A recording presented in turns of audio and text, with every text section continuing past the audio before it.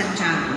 So, ayun po, yun ang mga offices ng National Commission on Indigenous Peoples.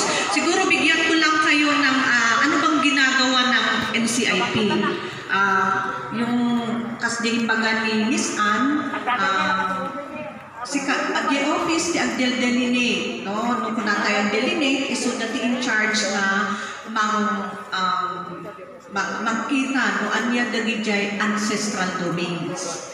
Na iso tinabagbati na Tagalog ko na tayo nga lupang imo. Iso tinawid tayo, tinagijay elders, no? Iso tinagijay nabatbati nga lugar ti indigenous peoples na masapol na i-secure tayo.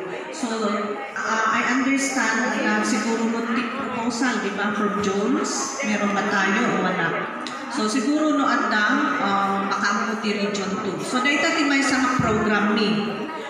The next is, of course, the DJ siguro nakaammo at co-coordinate DJ office at dati ko na tayo basic services. No, kung nata yung basic services, the DJ Health, no, at coordinate kami with ng Department of Health. At naman din kung nata yung education, so at the scholarship programs, at dati natulungan ng scholars for the indigenous peoples. At naman din kung nata yung livelihood, no, siya in charge the livelihood, at nagibong ito. Tapos, no, disaster response, dapat pasik may tulong o adati nagtimulong ti NCIP isumot ti itudmi.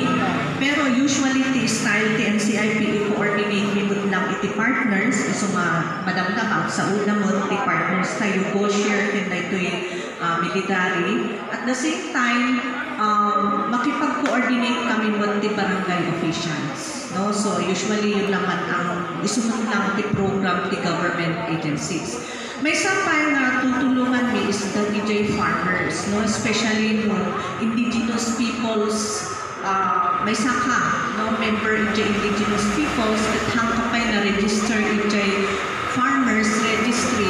So, may isang program din NCIP na masakol at register na in kunata yung registry for farmers. Kasi among tayo lang nga do the Department of Agriculture no haam ka nga member in indigenous registry, han ka makaana ti service yun, di ba? Tama yun.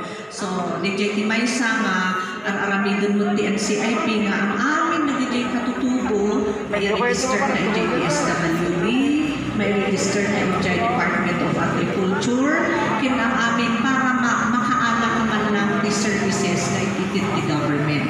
Okay?